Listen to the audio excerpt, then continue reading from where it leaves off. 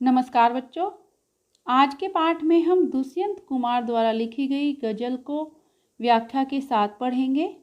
यहाँ दुष्यंत की जो गज़ल दी गई है वह उनके गज़ल संग्रह साय में धूप से ली गई है और गज़ल का कोई शीर्षक नहीं दिया जाता, अतः यहाँ भी उसे शीर्षक न देकर केवल गज़ल कह दिया गया है। गज़ल एक ऐसी विधा है जिसमें सभी शेर स्वयं में पूर्ण तथा स्वतंत्र होते हैं। उन्हें किसी क्रम व्यवस्था के तहत पढ़े जाने की दरकार नहीं रहती और इसके बावजूद दो चीज़ें ऐसी हैं जो इन शेरों को आपस में गूंथ कर, आपस में बांध कर एक रचना की शक्ल देती हैं। एक, रूप के स्तर पर तुक का निर्वाह, इसमें तुकबंदी होती है, और दो, अंतर वस्तु के स्तर पर मिजाज का निर्वाह, मिजाज नेचर। इस गज़ल में पहले शेर की दोनों पंक्तियों का तुक मिलता है और उसके बाद सभी शेरों की दूसरी पंक्ति में उस तुक का निर्वाह होता है। आमतौर पर गज़ल के शेरों में केंद्रीय भाव का होना जरूरी नहीं है, लेकिन यहाँ पूरी गज़ल एक खास मन स्थिति में लिखी गई जान पड़ती है, जिससे कवि की मनोदशा का पता चलता है। इस गज़ल में राजनीति और समाज में जो कुछ चल रहा है उसे खारिज करने और विकल्प की तलाश को मान्यता देने का भाव प्रमुख है। अतः कह सकते हैं कि कवि ने अपने समय की राजनीति और समाज में क्या हो रहा है उसका वर्णन इस गज़ल में किया है। इस प्रकार कवि दुष्यंत की यह गज़ल हिंदी गज़ल का सुंदर नमूना प्रस्तुत करती है। कहाँ तो तय था चिरागा हर एक घर के लिए, कहाँ चिराग मयस्सर नहीं शहर के लिए। तय था, निश्चित था, चिरागा सुख सुविधाएं रूपी दीपक हर एक घर के लिए, प्रत्येक घर के लिए, मयस्सर उपलब्ध। यहाँ कवि राजनीतिक अव्यवस्था की ओर संकेत करते हैं और कहते हैं कि आज़ादी के बाद नेताओं ने यह तय किया था कि हर एक घर को सुख सुविधाएं दी जाएंगी, लेकिन घर घर की बात तो बहुत दूर है। यहाँ तो शहर के एक घर के लिए भी सुविधाएं उपलब्ध नहीं कराई गई, अर्थात नेताओं ने जो आश्वासन दिए थे वह आश्वासन ही रह गए और नेताओं की यह घोषणाएं केवल कागजी घोषणाएं हैं, क्योंकि उन्होंने किसी को भी सुख सुविधाएं उपलब्ध नहीं कराई। यहाँ कवि की सभी गज़लों में खड़ी बोली के साथ उर्दू और फारसी भाषा के शब्दों का प्रयोग हुआ है। यहाँ दरख्तों के साए में धूप लगती है, चलो यहाँ से चलें और उम्र भर के लिए। दरख्तों, वृक्षों, साए, छाया, धूप लगना, कष्ट होना, उम्र भर के लिए, जीवन भर के लिए। दूसरे शेर में कवि कह रहे हैं कि देश में अनेक संस्थाएं हैं जो नागरिकों के कल्याण के लिए काम करती हैं। कवि उन्हें वृक्षों की संज्ञा दे रहे हैं और कह रहे हैं कि यहाँ तो वृक्षों के नीचे छाया मिलने की बजाय धूप मिलती है, अर्थात ये संस्थाएं ही आम आदमी का शोषण करने लगी हैं। चारों ओर भ्रष्टाचार फैला हुआ है। अदालतों की स्थापना न्याय के लिए हुई थी, लेकिन अदालतों में बेगुनाहों को सजा दी जाती है। इसलिए कवि कह रहे हैं कि इन सभी व्यवस्थाओं से दूर रहकर अपना जीवन बिताऊं।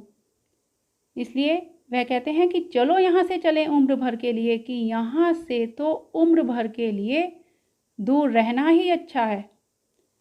यहाँ पर साए में धूप में विरोधाभास अलंकार है, क्योंकि वृक्षों के नीचे छाया मिलती है, लेकिन यहाँ कवि कह रहे हैं कि यहाँ वृक्षों के नीचे छाया मिलने के बजाय धूप मिलती है।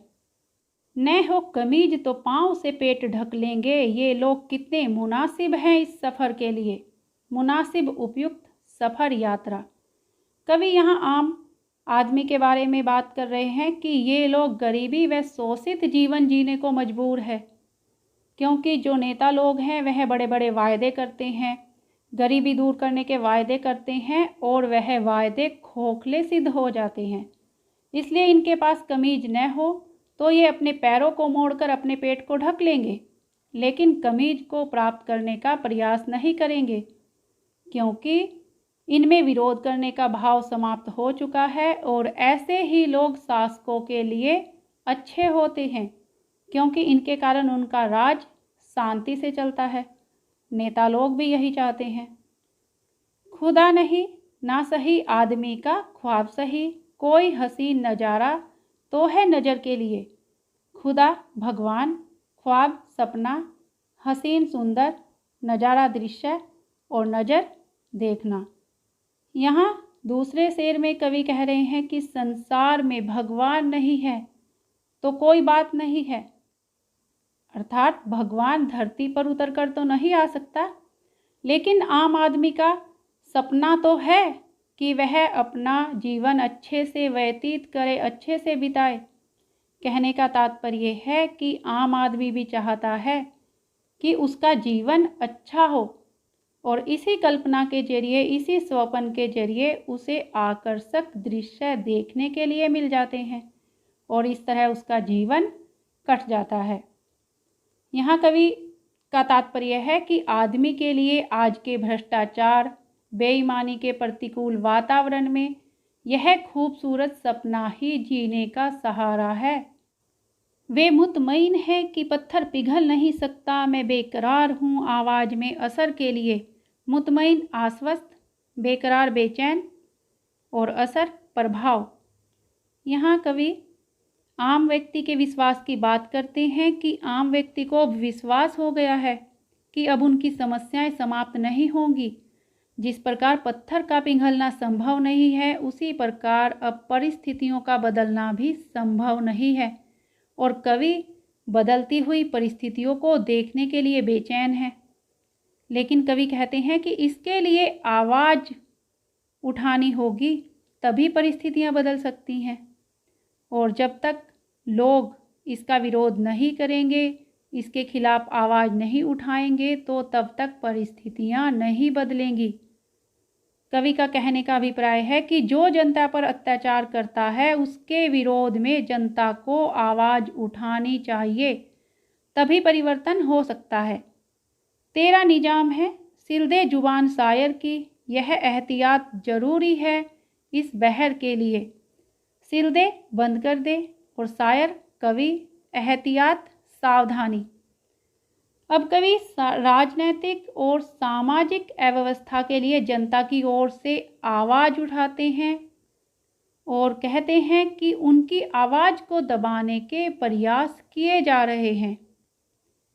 इसलिए कहते हैं कि हे शासक, तेरा राज्य है, तू चाहे तो शायर की आवाज़ को सील सकता है, अर्थात शासक की इच्छा से विद्रोह के स्वर को दबाया जा सकता है। जो शायर है, कवि है, उनकी कविताओं पर प्रतिबंध लगाया जा सकता है। जैसे गजल के छंद के लिए बंधन की सावधानी जरूरी है, वैसे ही शासक भी अपने राज्य को कायम रखने के लिए आवाज़ को दबाने की सावधानी रखने का तरीका अपनाएगा, और शासक की पूरी कोशिश रहेगी कि अकेले व्यक्ति की आवाज़ को दबा लिया जाए तो विद्रोह का स्वर न उठेगा और उसका शासन चलता रहेगा। जिए तो अपने बगीचे में गुलमोहर के तले, मरे तो गैर की गलियों में गुलमोहर के लिए। गुलमोहर फूलदार वृक्ष का नाम है, तले का अर्थ है नीचे, गैर अन्य, गलियों रास्तों।